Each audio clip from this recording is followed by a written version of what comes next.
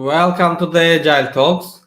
In the same day, in the same time, we are here with you again.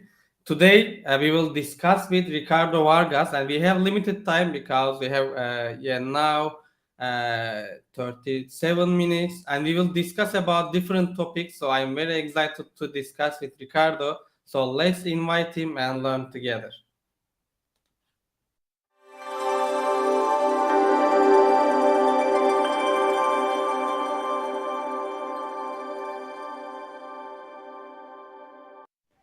Welcome, Ricardo. Hello, hi, Aaron.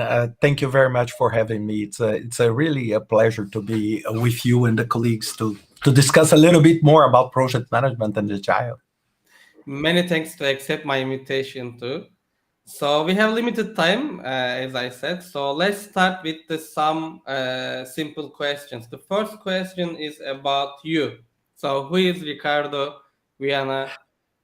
Look, Aaron, first, before I introduce myself, I just want to express my solidarity and my praise to the Turkish people, for the earthquake. So, I have been in Turkey many times, and really, I cannot start without saying that to all of you. But the history of my work, it started. I'm a chemical engineer, so I'm engineer by trade. So I'm a chemical engineer. I have a master in industrial engineer and a PhD in civil engineering. So I'm engineer from the beginning to the end. But I started working in technology. So I was owner of one of the largest resellers of software in Brazil that became call center service. So this company today, I left the company in 2006, but this company today has more than 40,000 employees in Brazil. So we founded there. So I have this taste with technology. And project management happened to me because of that. Because when Microsoft was releasing the Microsoft project, they invited me to help them, because at the time I was a student. And then I just felt passionate about scheduling, thinking, organizing ideas and preparing. And this brought me to PMI. Then I became chairman of PMI. I wrote 16 books.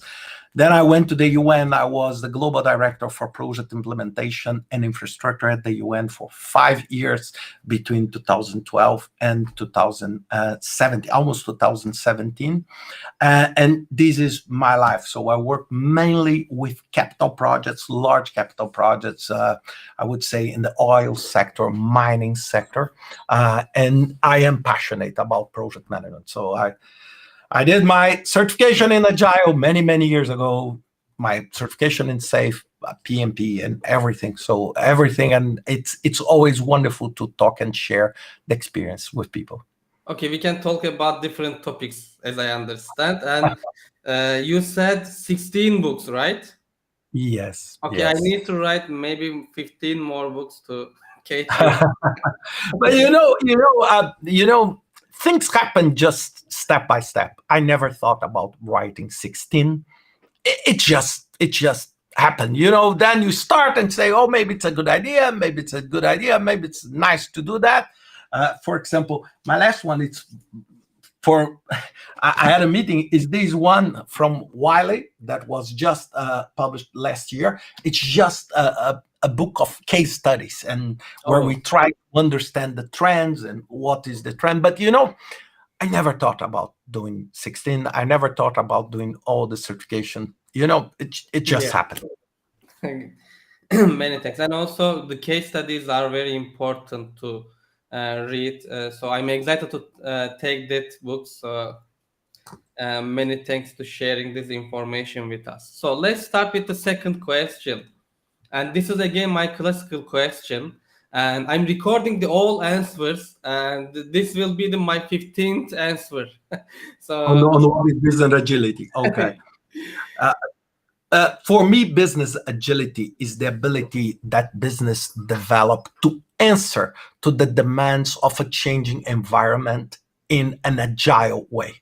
It means you are able to cope with the volatility, with the uncertainty, and you are able to reinvent your business, shift your business fast and in a reliable way. This is to have business agility. Great.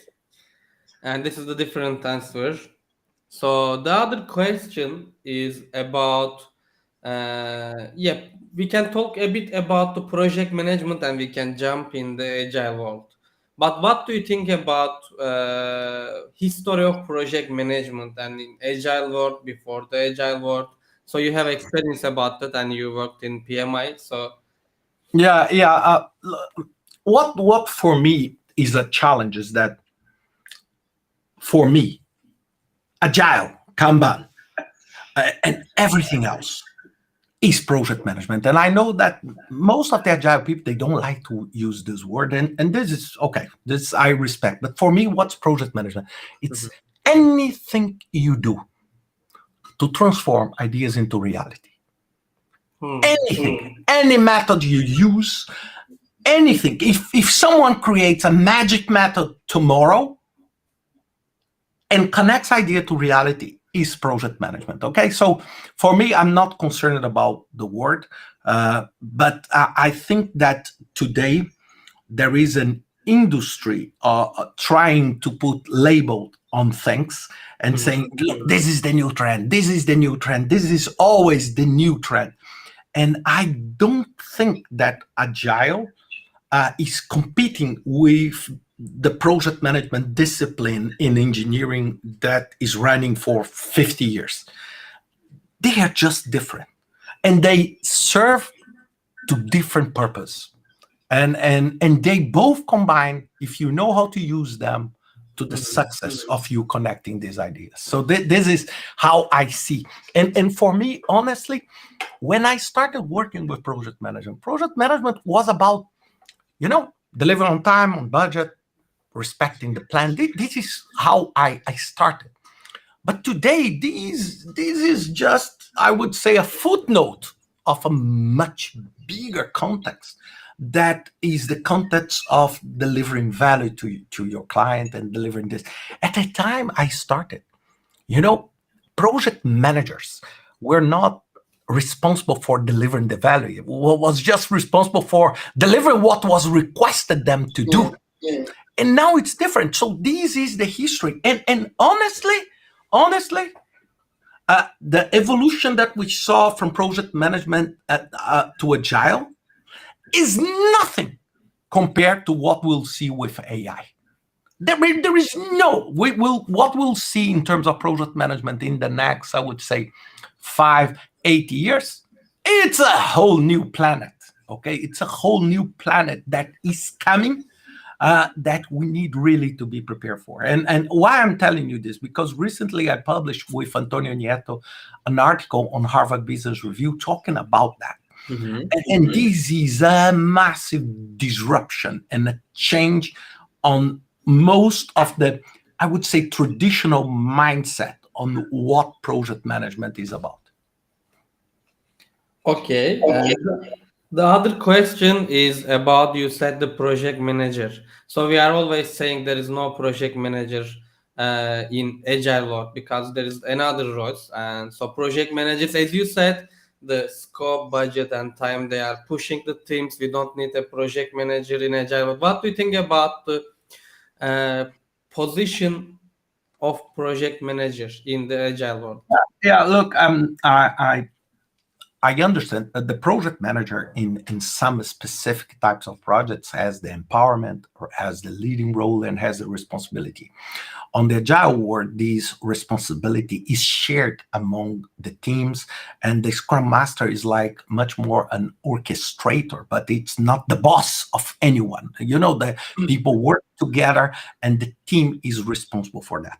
And this is extremely nice when you have a self-developed team, when you are working with a mature team.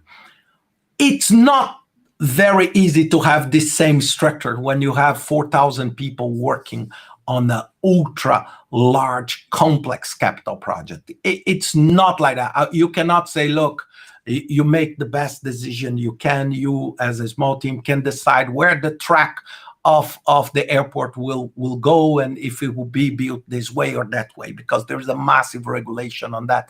And this, so this is why, for example, for me, the role and the title project manager is less relevant for me. It's much more relevant. It's how people can put the best effort to connect this idea to reality. Some organizations call this person a project manager. Some of them call this as a senior responsible owner or a project executive. So it depends on how you approach. I'm not a big fan of using the name. You can use the name you want for the people. It's just a matter of name. The problem is to agree on the principles, on how do you plan to deliver what you're planning. Okay. So you said it's in sometimes it can be hard in that 400 people. If you don't have self-development team and if you are working with complex adaptive system, so in sometimes we are putting scrum masters and project managers, and in sometimes we are putting agile coach, program managers. There is lots of works to manage that complex situation. What do you think about that roles differences? And you gave a bit answer, but I want to go a Yeah, bit. I will. I love it. And what you just said is just brilliant. Most of the complex projects, large projects, you use everything. You have areas of this program that are run with a completely agile mechanism, with Scrum Master in this. Other areas, they need more control structure and they need to have, I would say, this more managerial effort and a role of a project manager that is accountable and responsible for that. And there is nothing right or wrong on that. They work together. Look, I don't know any of the top 100 or top 200 companies in the world that do not use everything, that do not use everything. You take a company like Porsche, the auto manufacturer, they have Scrum teams on their IT and they have very traditional control oriented in the product development team, and they have completely teams prepared with completely prepared for disruptive innovation using Clay Christensen, and they all coexist in different moments of the product development. Okay. And let's talk about success of agile transformations. I think we will spend a bit time in that questions. Okay. So what is the key success factors in agile transformation? Yeah. For me, one of the key things of any transformation Mhm, is understand that the transformation is not the transformation of a method. mhm, It's not the transformation of the company. It's not a problem of funds, of money or money. It's not a problem of time or deadlines. hmm, It is a human problem.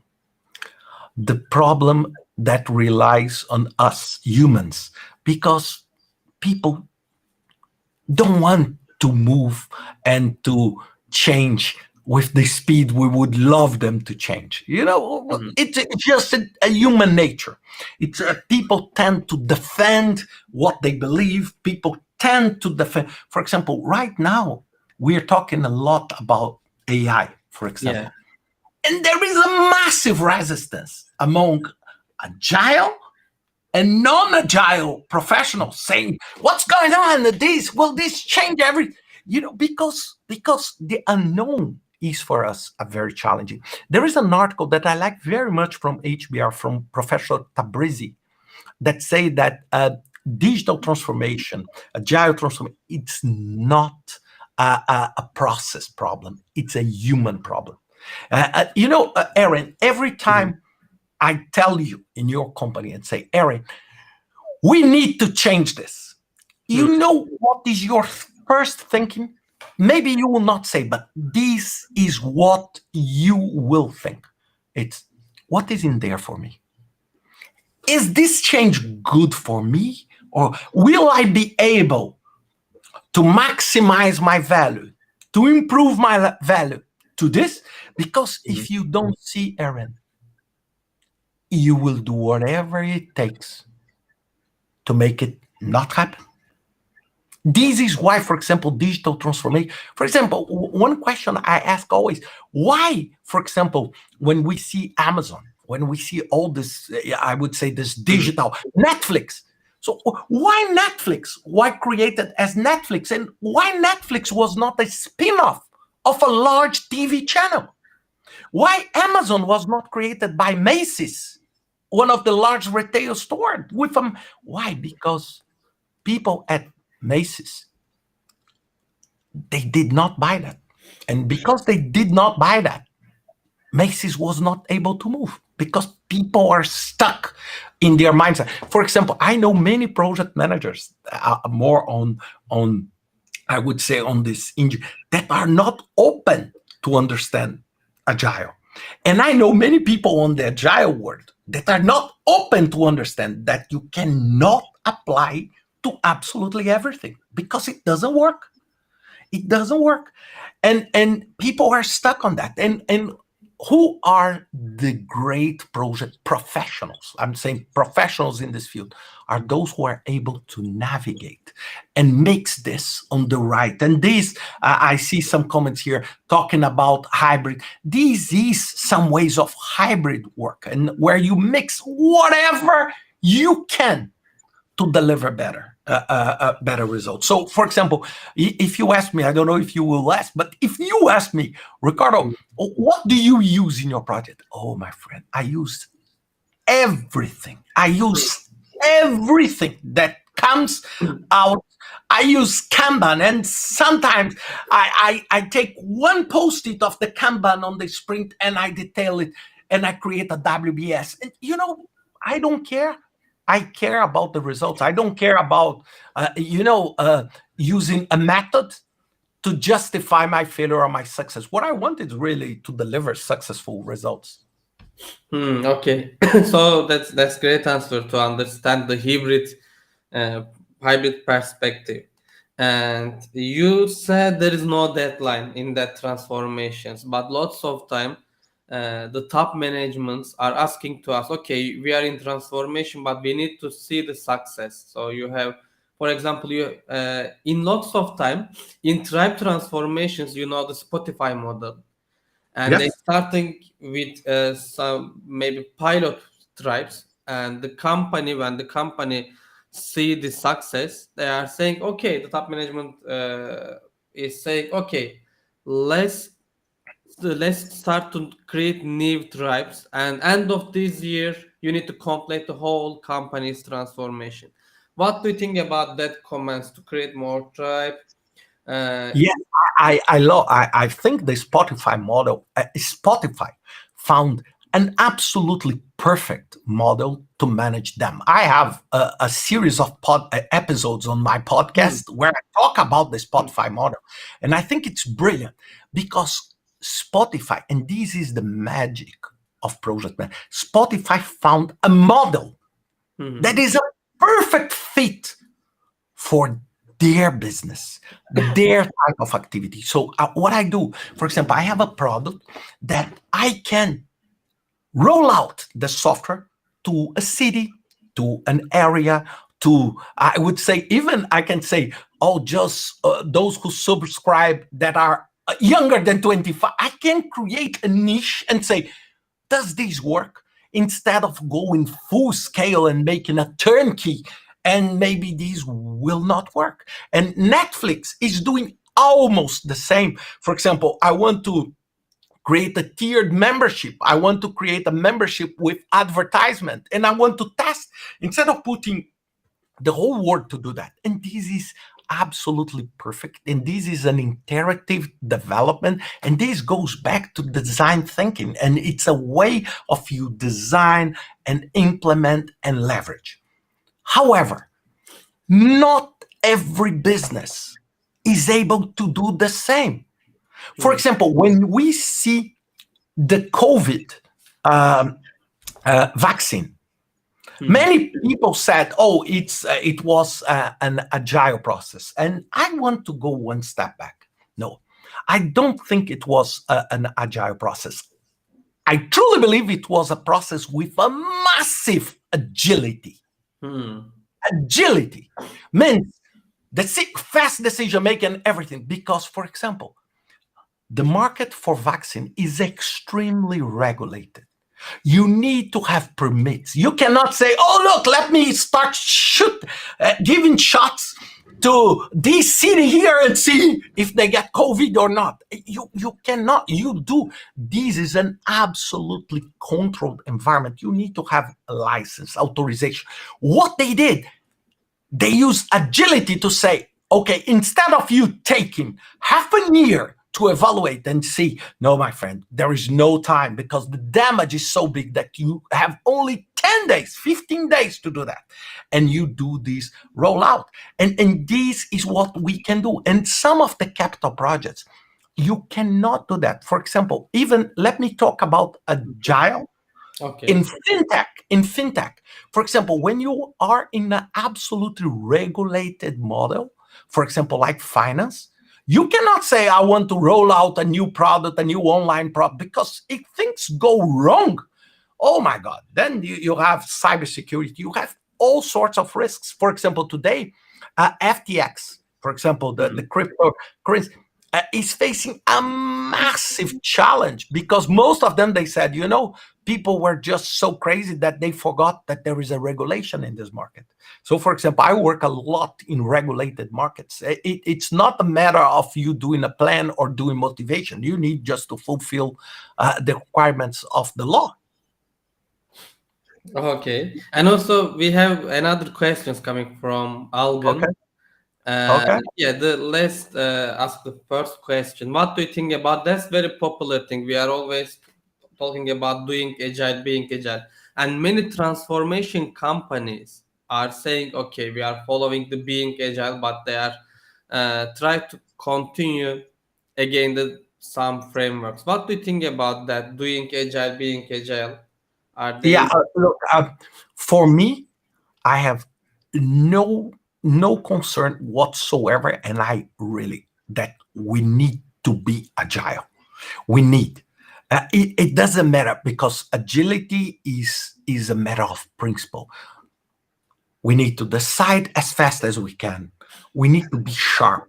We need to remove the structure, the bureaucracy to speed up. And this is agility, really. We need to reduce paperwork.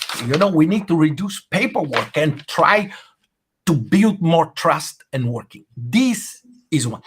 However, for me, my concern on doing agile is that we need just to understand what can be truly speeded up and what we need to be cautious about speeding up, because many times haste makes waste. For example, when we see today digital transformation today, Mhm. the numbers are staggering. The failure rates are dramatic. I'm not talking, the failure rates of digital transformation are even higher than capital projects that are very large, complex, investment logistic projects.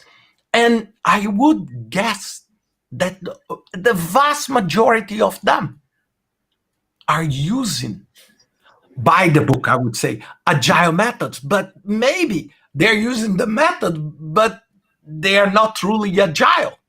Hmm. And there is an article, oh God, by I think Steve Denning at Forbes talking about fake agile. Hmm. We need just to understand what truly agile is, because agile now is a very buzzword and very powerful word. And everybody, I don't know a single human being that would say, I don't want to be agile. There is no sense on that. No, no, nobody. But what is truly the meaning of being agile? What is that? And this is a matter of principle.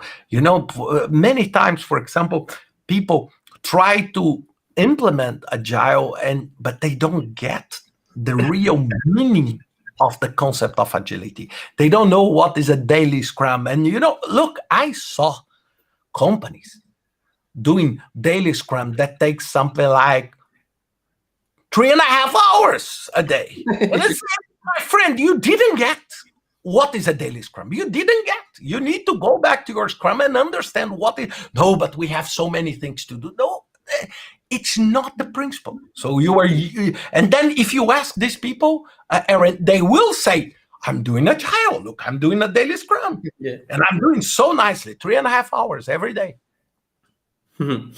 And let's talk about that fail stories. And as you know, lots of companies we are facing in lots of failed agile transformation story. So, and one of the reason you said fake agile. And what is the other reasons the success for the fails when we are facing with that Okay, fake? first, change culture is not easy. It's not easy. This is why, for example, startups always have a massive advantage if they compare themselves with incumbent companies. Why? Mhm. Because if you, Aaron, and myself, if we start a company out of a blank piece of paper, we can create the culture we want. It's us. But when you do this for 30 years, there are roots that are not very easy to change. So if you are a bank, I'm just talking about, for example, a bank, and you want to become agile and do agile, you need to rethink about that roots. And this is where the problem is. The problem is not method. The problem is how you change, and the culture is not changing. It does not change as fast as we would love to. Most of the time, these companies, they do agile transformation as a reaction and not an action. They do because they're losing power. You are a bank, and then you see these digital banks taking your business from everywhere. And then you say, look, I need to change, otherwise I don't survive. But I'm not the one driving that. I'm reacting to that. No, okay.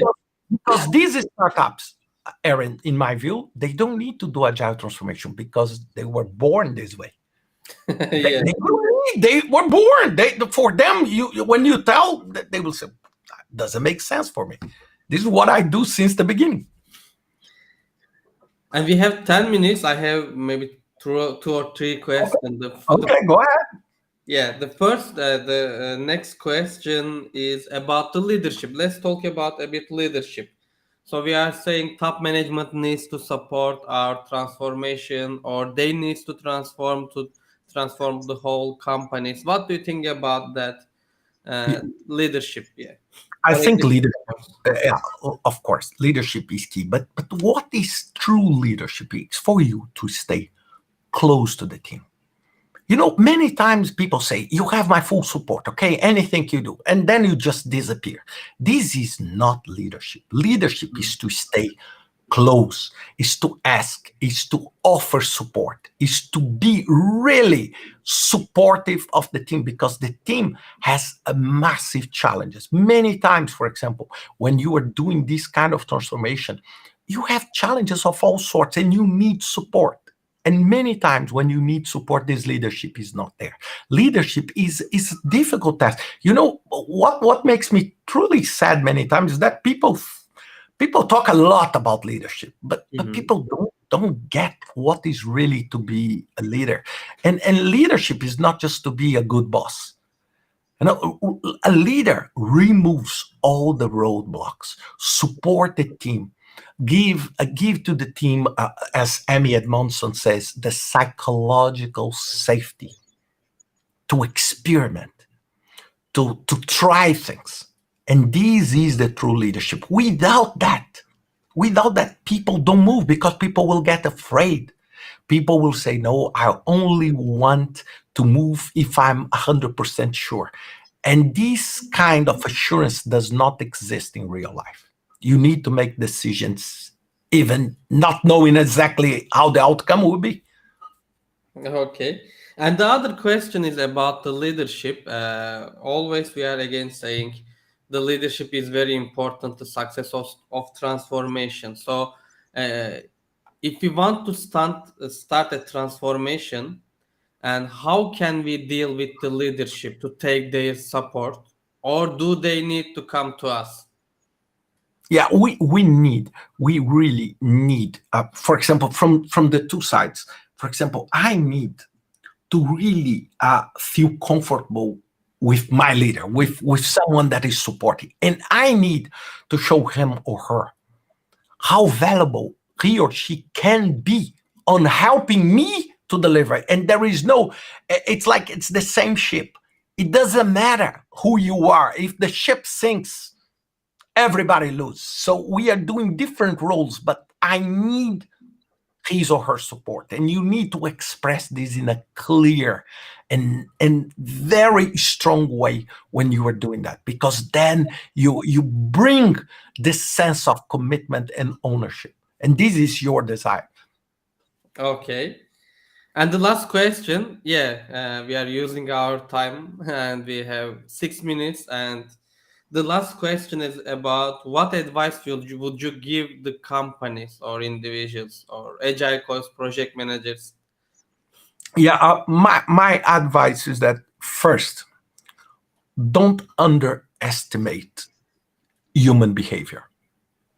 Don't think that it's just okay, let me train everybody in Scrum and then we'll implement Scrum. Uh, don't think that just because the CEO said, oh, we will use this, that people will use. Mhm. Don't think that the newest technology will be the technology everybody will want to use, because there is the human behavior. Honestly, look, I'm an engineer and I would say 90% of my time on the field, connected to projects and seeing everything. Most of the time, you need to sell these ideas to people. You need to touch their minds, their hearts, and to see, look, if we do that, it will be great for the company, but it will be great for you. It will be great for everyone. Then people get truly I would say, committed and connected to the project. And many times people just disregard that. People just think, just put money, give a method, and that's it. Because look, human beings, people are afraid. People fear about their future. People fear about their success. People fear about their jobs. It's human behavior. We cannot go against that. And many times the leaders say, oh, we need to do that. And then someone down say, why I would do that? And of course, this person, Aaron, will not say, I will not do that. Look, I saw this so many times, Aaron, that people say, do you know what people say? I don't know why we are doing this transformation. Hmm. However, this person does not have this question.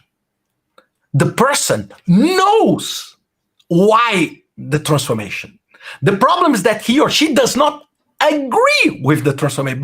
But you will never say in front of your boss, Aaron, say, I don't agree with the transformation. You'll never do that, because otherwise you put your job at risk. So what do you do?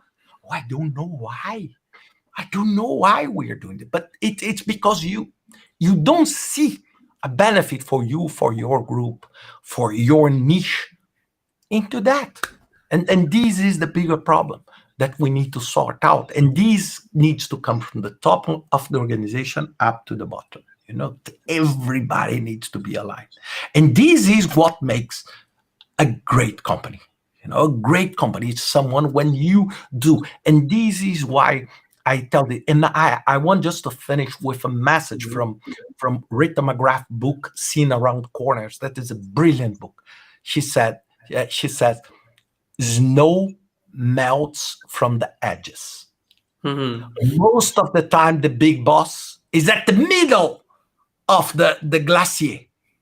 And he or she does not see what is going on the edge and say, no, everything is so solid. But at the end, everything is collapsing on the border. And many times when you see that, it's already too close to you, and then everything is already collapsing. So you need to go to the border to see what is going on there. Okay, many thanks. I take lots of notes again. So thank you, Ricardo. It was great, and it was Thank short you. but very valuable Okay, conversation for me. thank you very much for your time. Okay, again, my really my sincere praise, and I hope that Turkey and Syria, you can come back very strong from that. And I wish you all the success for the project managers now with an additional task of really rebuilding this and really bringing Turkey and Syria and all the affected neighborhood to prosperity in the future. Okay, thank you very much Many for your thanks time. for your wishes, Ricardo. It was very powerful message. So thank you again, and see you maybe in the next one of my Okay, webinars. I will. Thank you very much. Glad to talk. Okay, thank Glad you to very talk much. to you. Take care. Bye Bye bye. bye. Thank you.